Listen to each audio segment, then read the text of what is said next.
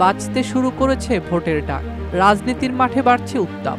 আগামী বছরের ফেব্রুয়ারির প্রথমার্ধে হতে পারে জাতীয় সংসদ নির্বাচন। এই সময় ধরে প্রস্তুতি নিচ্ছে রাজনৈতিক দলগুলো।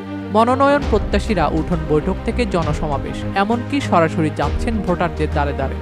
এদিকে বিএনপির সঙ্গে যুগপৎ আন্দোলনে থাকা মিত্র দলগুলোর নেতারা এখনও নিজেদের আসন নিয়ে দোটানায়। 17 বছর রাজপথে সক্রিয় থেকেও নির্বাচনে আসন নিয়ে অনেকটা অনিশ্চয়তা তারা চাচ্ছেন বিএনপির কাছ থেকে আসন সমঝোতার মৌখিক আশ্বাস। তাতে অন্তত কাজ শুরু করতে পারবেন বলেও জানাচ্ছেন শীর্ষ নেতারা।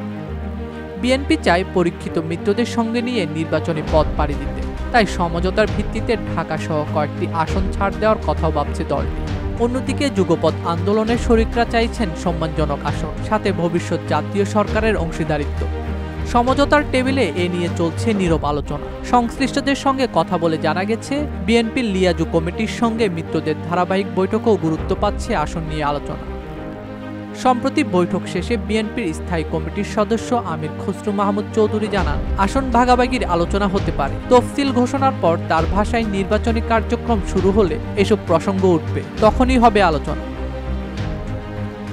বিএনপির এই নেতা আরও বলেন, তাদের রাজপথের সঙ্গীদের সঙ্গে আবারও কথাবার্তা বলা হচ্ছে। শুধু নির্বাচন বলে কথা নয়, 31 দফা ও সংস্কার বাস্তবায়নই বড় কথা। জনগণ রায় দিলে সেটা সবাই মিলে করতে হবে।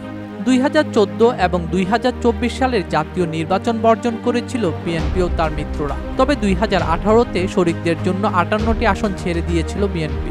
তবে এবার কত আসন নিয়ে সমঝোতা হবে সেটাই বড় প্রশ্ন বিএনপির মিত্রদের কাছে। ডেস্ক রিপোর্ট, দৈনিক দেশকাল।